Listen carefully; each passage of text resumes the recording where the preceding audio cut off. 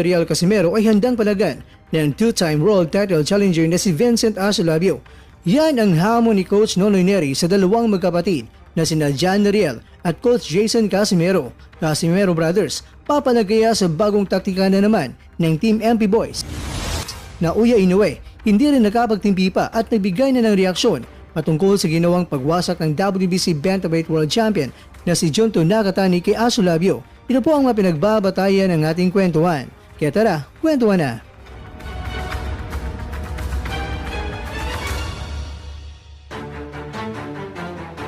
Bago ang lahat ay video courtesy po tayo at photo credit kay Silver Voice TV.